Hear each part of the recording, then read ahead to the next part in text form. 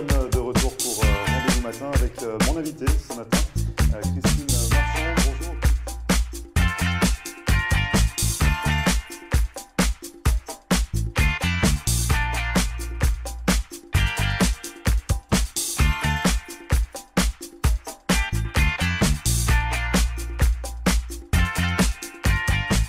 Bonjour à tous et merci de nous retrouver comme chaque matin pour Rendez-vous matin, votre émission quotidienne qui donne la parole à ceux qui font l'actualité.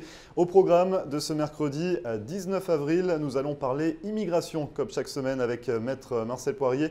Et cette semaine, nous nous intéressons au visa L1 destiné aux multinationales qui souhaitent ouvrir une filiale de leur entreprise ici aux États-Unis. Et puis en seconde partie, Sylvie Delonclos me rejoindra.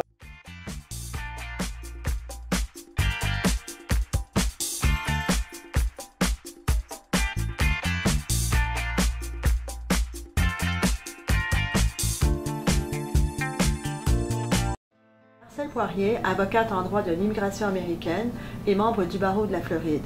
Ma vocation est de conseiller mes clients et de protéger vos intérêts afin que vous soyez en mesure de réaliser votre rêve américain qui est toujours bien vrai et réel aujourd'hui.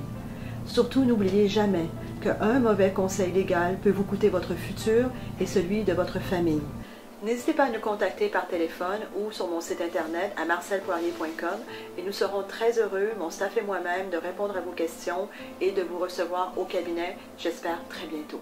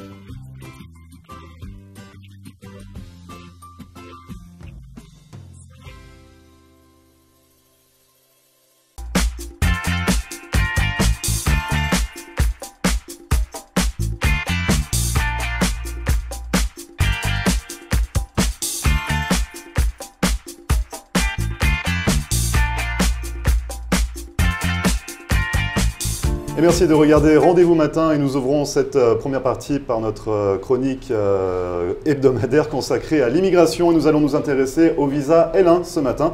Et pour en parler, Maître Marcel Poirier est sur le plateau. Bonjour Maître. Bonjour. Alors tout d'abord, est-ce que vous pouvez nous présenter un petit peu ce visa L1 ? Il s'adresse vraiment, il est destiné à qui ? Alors, le visa L1 est un visa de multinationale. C'est un visa pour une société à l'étranger qui aimerait ouvrir une succursale ou une filiale de sa société aux États-Unis. Alors, les critères sont assez stricts et avec les dernières années, il y a eu énormément de fraude pour ce type de visa parce que c'est une ligne directe à la carte verte. Alors, énormément de personnes essaient de faire le L1 et ça ne demande pas un investissement important. Alors, vous pouvez créer une petite structure avec un bureau, un compte en banque et ne pas avoir à apporter 100 000 ou 200 000 $ comme dans le cadre du visa investisseur. Alors justement, on va un petit peu tout détailler. Tout d'abord, il existe deux formes de visa L1, c'est bien ça, le visa L1A et puis le visa L1B. C'est ça. Alors, le visa L1A, ce sont pour les managers, pour les gens qui supervisent des employés. Le L1B, ce sont des gens qui sont spécialisés, qui ont des connaissances spécialisées pour une société à l'étranger et leurs connaissances sont demandées aux États-Unis. Alors, ce sont les deux types de visas. La différence principale est que le L1A emmène directement une carte verte sans passer par les annonces et la certification dont nous avons discuté la dernière fois. Et le L1B demande de faire les annonces dans les journaux locaux pour certifier la position pour la carte verte. Ça, c'est la différence principale à long terme pour les L1A et L1B. Le visa L1A est accordé la première fois si la société aux États-Unis est nouvelle pour 1 an. Oui. Si la société est déjà en opération, ils peuvent obtenir jusqu'à 3 ans pour un maximum de 7 ans. Alors, ce sont des visas qui ne sont pas illimités. Ce ne sont pas des renouvellements illimités.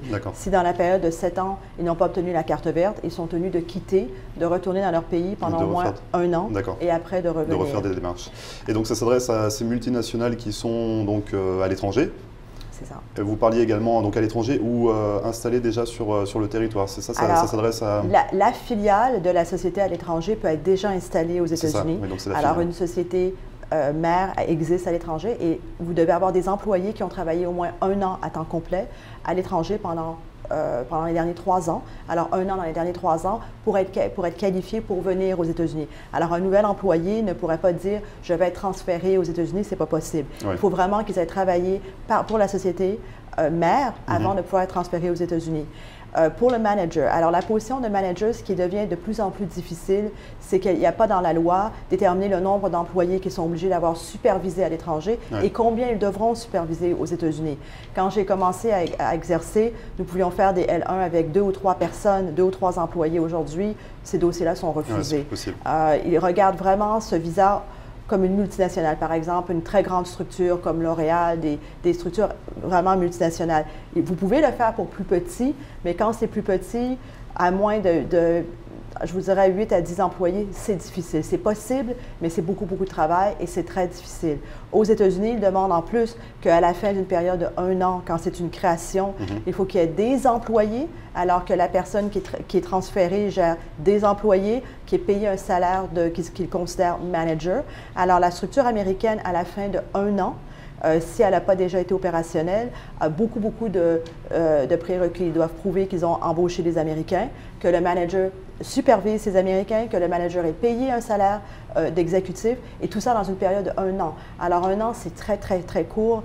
Même les grandes multinationales dont j'ai traité, ils ont trouvé qu'une période de 1 an était court pour arriver à mettre en place cette structure, à moins que la société à l'étranger achète une société existante qui a déjà peut-être une dizaine d'employés et là, ils font venir leur manager, c'est plus facile parce qu'il y a déjà des employés à superviser. La partie la plus compliquée, c'est qu'ils arrivent et tout de suite aux États-Unis, ils sont obligés d'embaucher à temps complet pour qu'à la fin d'une période d'1 an, ça soit considéré une position, comme ils appellent, exécutive. Alors ça, c'est la partie compliquée. Et en plus, ils regardent pour la société en France ou dans n'importe quel pays, elle ne peut pas fermer. Alors, tant et aussi longtemps… C'est ça en fait, du coup, quand on obtient le visa, qu'on ouvre cette succursale, comment ça se passe on est rattaché en fait avec la maison mère. Finalement, si la maison mère ferme, le visa n'existe plus. Il n'existe plus. Alors ça, c'est un des problèmes. Les gens souvent pensent, alors voilà, j'ai mon visa L1, je peux fermer à l'étranger. Non. Et pour le renouvellement, vous devez toujours prouver que la société est opérationnelle, que la société à l'étranger a des employés, ils nous demandent les bilans, ils nous demandent les relevés bancaires, ils demandent les fiches fiche de paie de tous les employés à l'étranger. Alors, la société à l'étranger ne peut pas fermer. Elle doit continuer à être opérationnelle. Il faut qu'elle capitalise aussi au départ la société américaine. Alors, qu'est-ce qu'il veut dire par capitalisation? Un peu d'argent pour démarrer les opérations, pour payer les salaires, payer les loyers. Ils sont également obligés d'avoir des bureaux, un emplacement commercial suffisant pour accommoder tous les employés qu'ils vont avoir la première année. Alors, quand les clients essaient de faire des petites structures avec des petits bureaux, normalement, il y a une demande de documents complémentaires parce que le dossier, contrairement au visa investisseur, le dossier est envoyé aux États-Unis. Alors, tout doit être traduit en anglais. Tous les documents étrangers doivent être traduits en anglais. Le dossier est envoyé aux États-Unis. Il y a le fameux premium qu'ils sont en mesure de payer pour avoir une réponse en 15 jours. Et de là, ils ont une réponse oui ou non, est-ce que c'est bon, mais il peut y avoir une demande de documents complémentaires qui sont devenus de plus en plus importantes. Et nous avons trouvé, mon staff et moi, dernièrement, que ce type de visa, le L1 et aussi la carte verte basée sur le multinational, depuis la nouvelle administration, elles sont devenues plus rigides, beaucoup plus strictes. Et vous le disiez parce qu'il y a eu beaucoup de fraude. Donc déjà, ils ont mis en place une pénalité, enfin, il faut payer 500 $, c'est ça pour… Ça n'existait pas au début. Au début, il n'y avait que les frais d'immigration classiques, comme pour tous les visas. Mais il y a eu un tel abus du visa L1 pour les cartes vertes qu'ils ont mis en place un frais de 500 $ contre la fraude. Ouais. Alors, ces frais sont envoyés à toutes les ambassades pour que les ambassades du pays d'origine fassent des recherches, une enquête pour savoir si la société existe toujours, s'ils sont des vrais bilans, ils sont toujours opérationnels. Alors, j'ai eu même des cas où l'ambassade américaine à Paris a envoyé quelqu'un sur place pour vérifier si l'affaire était toujours opérationnelle. Ouais. Alors, il y a beaucoup de fraude. Alors, c'est un visa qui est utilisé surtout pour les pays qui n'ont pas de traité avec les États-Unis. Justement, vous parliez du visa investisseur tout à l'heure, le E2. Et voilà, pour ces pays qui ne l'ont pas, qui n'ont pas ce traité avec les États-Unis, comme le Brésil, la Chine ou le Portugal, voilà, il y a cette solution. Donc, il est assez populaire, c'est ça? Pour les pays comme nous travaillons dernièrement sur un pays, par exemple l'Égypte, qui a effectivement un visa E2, mais le visa E2 est émis pour 4 mois. Alors, ouais, c'est trop court. Alors, ce sont des pays qui essaient de faire le L1 pour les structures qui sont capables de le faire, qui ont une société mère à l'étranger. Ils essaient de faire le L1 parce que l'autre alternative qu'ils ont est que le EB5, celui sur les 500 000 $ d'investissement. Alors, c'est un visa que les pays comme le Portugal dont nous parlions, le Brésil, utilisent énormément pour venir s'implanter et pour détacher des employés. Alors, les sociétés importantes qui ont aussi des charges patronales très lourdes dans leur pays, détachent leurs managers de haut niveau aux États-Unis pour que ce soit moins lourd à payer. Et justement, on peut en détacher beaucoup. On peut faire beaucoup de visa L1 pour sa multinationale? Il n'y a pas de limite de visa L1 tant que la société américaine est capable de justifier financièrement qu'il peut les payer et qu'il y a un besoin en termes de gestion d'employés et aussi de connaissances spécialisées. Alors, la société mère peut envoyer autant d'employés qu'ils souhaitent, mais n'oubliez pas qu'il faut toujours qu'ils embauchent quand même des Américains. Et l'embauche américaine est importante. Le manager à l'étranger doit également prouver qu'il a été payé un salaire exécutif. Alors, il regarde le montant du salaire. Et souvent, les salaires ne sont pas trop élevés. Alors ça devient compliqué. Comme par exemple en Chine, un salaire d'un manager va être très bas. Et alors, c'est difficile, il faut prouver les statistiques, quels sont les salaires des managers à l'étranger. Alors, ce sont des visas qui sont de plus en plus difficiles avec le temps, qui demandent plus de justification de la société mère et de la société américaine. Et justement, pour réussir à obtenir ce visa, comment on peut faire appel à vos services, maître? Alors, vous pouvez toujours nous rejoindre au bureau au 305-854-4445 ou sur le site internet à marcelpoirier.com. Merci beaucoup, maître Marcel Poirier. On se retrouve la semaine prochaine pour un nouveau sujet lié à l'immigration. Merci, Grégory. Et nous, on se retrouve juste après la publicité.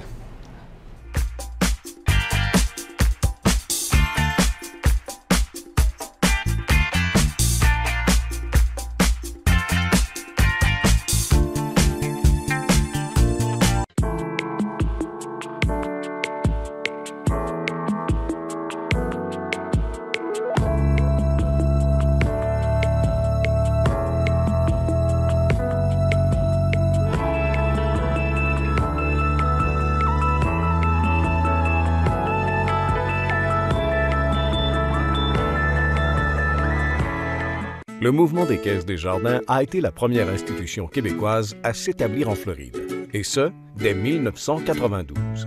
Vous pouvez compter sur nos 4 succursales et vous avez accès sans frais à plus de 1000 guichets Presto.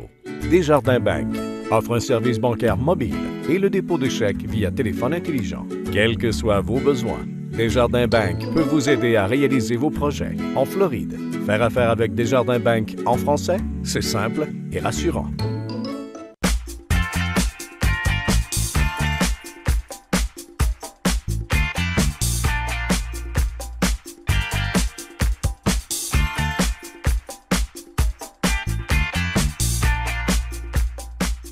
Et voilà, nous sommes de retour pour cette seconde partie de Rendez-vous Matin. Et comme chaque mercredi, on passe à table avec Sylvie Delonclos. Bonjour Sylvie. Bonjour Grégory, ça va bien? Ça va, je vous remercie. Et aujourd'hui, donc, vous nous avez concocté une recette un plat salé, voilà. Une semaine sucrée, une semaine salée. Et on parle de paella. On va parler de la paella, voilà. Donc j'avais souligné, vous faites un petit peu des infidélités à la cuisine française, pour une fois, ça arrive. Bon, quand même, en France, on en mange énormément de la paella. Surtout l'été, là, la belle saison va arriver. On la fait sur les barbecues le dimanche. Et puis comme ça, on laisse travailler les messieurs. Pour une fois. Du coup, cette paella, son histoire un petit peu, ça vient d'Espagne? Alors, c'est un plat espagnol, donc qui vient de la région de la Valencia. C'est là où il y avait beaucoup de rizières. Ouais. Et donc, ce qu'on faisait jusqu'au XVIIIe siècle, bon, on faisait des plats de riz, puis on y ajoutait en fait tout ce qu'il y avait dans la basse-cour et puis dans le potager. Ah oui. Et puis après, bon, on a arrangé. Alors, ce qui s'est passé, c'est que le général Franco voulait développer le tourisme en Espagne, parce qu'à cette époque-là, ce n'était pas si facile que ça. Donc, il a cherché un plat emblématique, et puis ça a été la paella. Alors, je crois que je ne le prononce pas très bien. Paella, vous non plus. On nous a repris. Paella, paella, voilà, c'est ça. Dire paella. Ouais. Exactement. Alors, ce qu'il fallait, c'est que, il a choisi la paella aussi pour une autre raison, c'est qu'il voulait retrouver les couleurs du drapeau. Ah oui, effectivement. Donc, ah oui, tout à fait. Voilà, oui, vrai, le riz safrané, le jaune. Alors, les petites tomates, on les voit, on les voit, le poivron, voilà, il y a du rouge. Bon, tout est peut-être un peu en dessous parce que, disons, quand on la prépare, après, on met au dernier moment quand même crevettes et puis moules, ce qui fait que les petites tomates sont peut-être en dessous. Ça se tasse un peu dans le fond. Voilà, exactement. On passe à la recette? Alors, on va passer à la recette. Donc, on va prendre un riz rond. Oui. Il porte un nom particulier, c'est ça?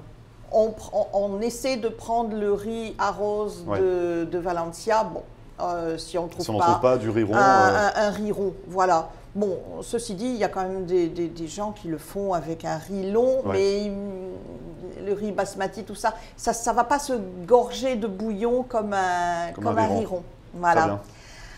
Alors donc, bon là par exemple, c'est une paella qui est pour 8 personnes, disons pour qu'on en reprenne 2 fois. Oui, c'est ça. Qu'on en reprend 2 fois. Ouais. Attention, la paella, c'est quand même un plat unique.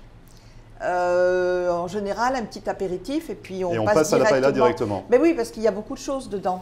Un petit dessert léger, et voilà. C'est vraiment le plat convivial où on va passer du temps, on le met sur la table, on va le réchauffer. Même réchauffé, il est encore meilleur. C'est excellent, bien évidemment. Donc pour 8 personnes, vous avez mis combien de temps déjà à faire cette recette? Alors, vous comptez une bonne heure. Une bonne heure. Voilà, une bonne heure parce que, bon, là, celle-ci, donc, elle est faite à base de, bon, toujours le riz, ça bien entendu. De poulet? Du poulet. Crevettes? Du poulet, voilà. Donc, en légumes, il y a du poivron rouge, des tomates et puis des oignons. Des petits pois aussi qu'on ajoute au dernier moment, je ne sais pas si on les voit là, un tout petit peu. Il y en a quelques-uns, effectivement. Et puis surtout, on ajoute le chorizo. Voilà, alors le chorizo, pardon. On va se reprendre sur tous les termes. Ce matin.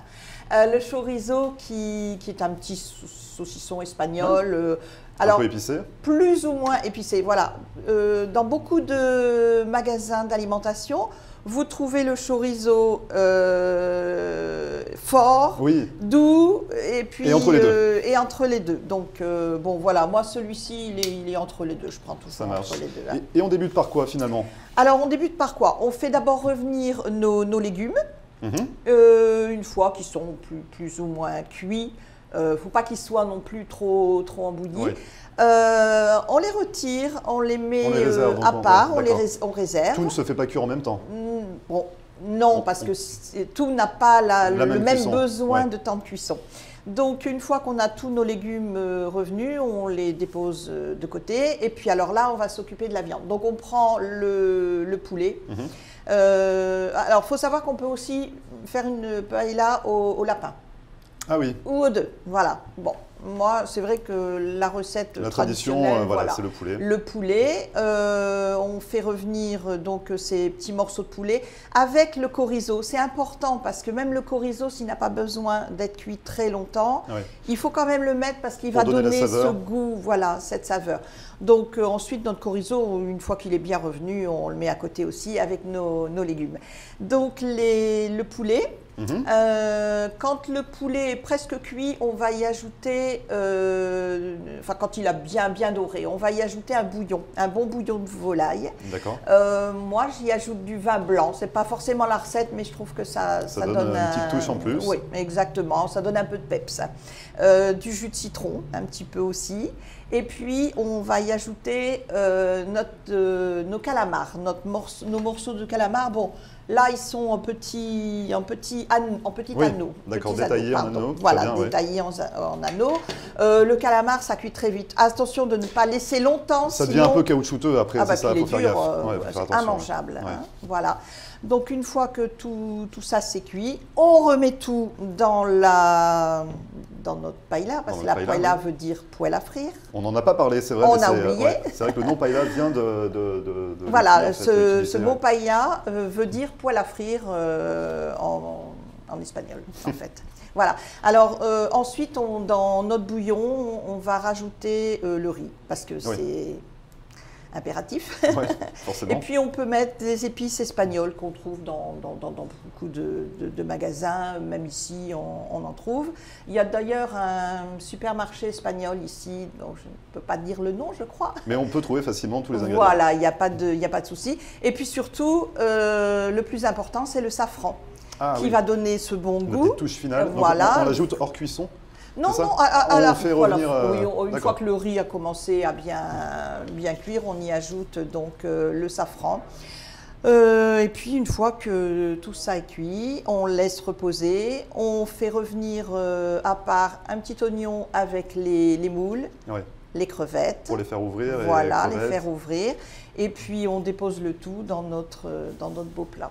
Et finalement, en fait, ce plat, vous en avez servi juste pour la présentation. On peut également faire cuire. Non, on s'en sert pour la cuisson et on le présente à table comme ça. Non, la paella, une fois qu'elle est cuite, on n'y touche plus. Donc c'est un plat, donc on parlait de poêle à frire, c'est particulier pour la paella. Ah oui, c'est vraiment particulier parce qu'il ne faut pas que ce soit épais. Vous voyez, vous ne pouvez pas faire ça dans une grosse marmite. Justement, j'allais vous demander, si on n'a pas cette fameuse poêle à frire, comment on peut se débrouiller? Est-ce qu'il y a des petites...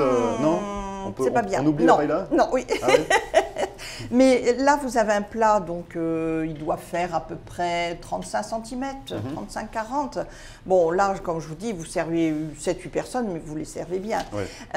Par contre, vous savez, il existe des plats à paella immenses. Hein. Vous avez jusqu'à 1,50 m de diamètre. Oui, c'est impressionnant. Hein. Parfois, c'est impressionnant. Oui, vous pouvez faire des parties de 80 personnes sans problème.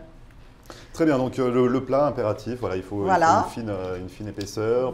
Exactement. Vous avez rajouté un peu de persil, je vois aussi, effectivement, sur le dessus. Ça, c'est juste pour la décoration? Ouais, pour la persil, ou alors ici, on met beaucoup aussi de coriandre. Oui. Voilà. Est-ce qu'on peut faire des paellas poissons également? Parce qu'on parlait du lapin, mais est-ce qu'on peut accommoder cette paella avec un... Absolument. Au lieu de mettre de la viande. Poisson. Alors, il faut quand même un poisson qui ne se démonte pas trop. Donc ici, moi je recommande plutôt de mettre des morceaux de cibas. Mais cibas, c'est un petit peu cher. Hein, et comme la paella est quand même un plat réputé pas très cher.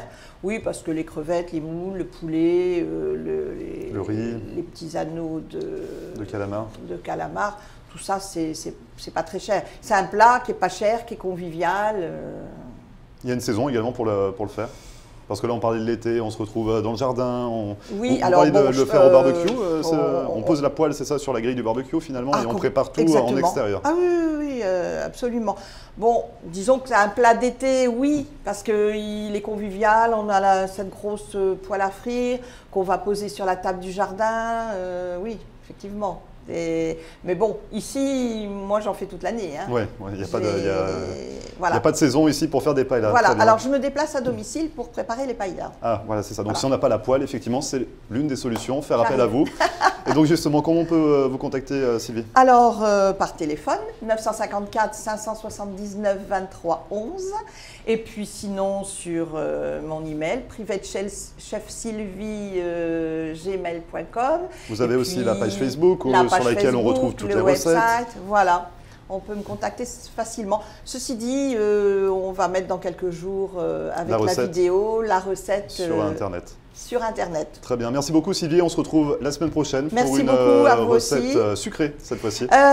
Sucrée, oui. J'en ai 2-3 là en tête. Donc très bien. On garde la surprise et on verra ça la semaine prochaine, mercredi prochain. Merci beaucoup, Sylvie. Je vous en prie. Au revoir, Grégory. Bonne journée. Merci bien. Et nous, on se retrouve juste après la publicité.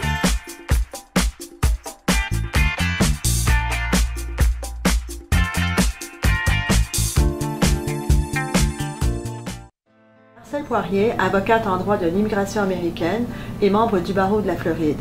Ma vocation est de conseiller mes clients et de protéger vos intérêts afin que vous soyez en mesure de réaliser votre rêve américain qui est toujours bien vrai et réel aujourd'hui.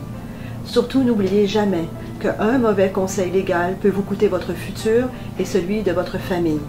N'hésitez pas à nous contacter par téléphone ou sur mon site internet à marcelpoirier.com et nous serons très heureux, mon staff et moi-même, de répondre à vos questions et de vous recevoir au cabinet, j'espère très bientôt.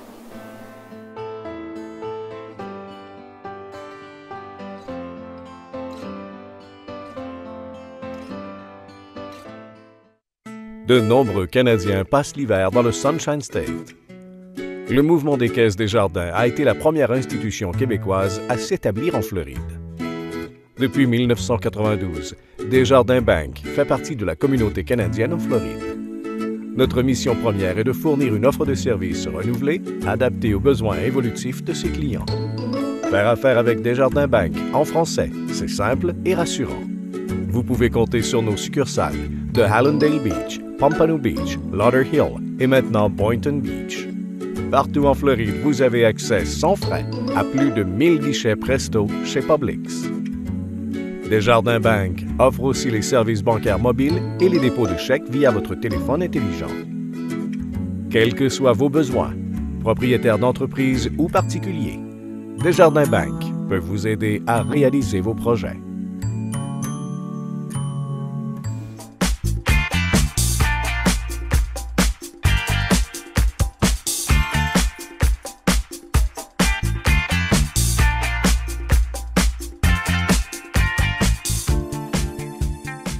Et voilà, Rendez-vous matin, c'est fini pour aujourd'hui. Vous le savez, cette émission est à retrouver en podcast sur notre page Facebook floride.tv ou en rediffusion dès cet après-midi 3h, ce soir à 7h30 ou encore cette nuit à 1h du matin sur le canal 44.2. Merci à tous de l'avoir suivi. N'hésitez pas non plus à nous envoyer un message pour rebondir sur l'émission, commenter ou également nous suggérer aussi des idées ou si vous souhaitez à votre tour passer sur notre plateau. Notre adresse floride.tv@gmail.com.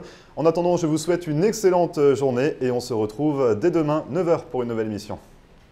Et voilà, nous sommes de retour pour Rendez-vous matin avec mon invité ce matin, Christine Marchand.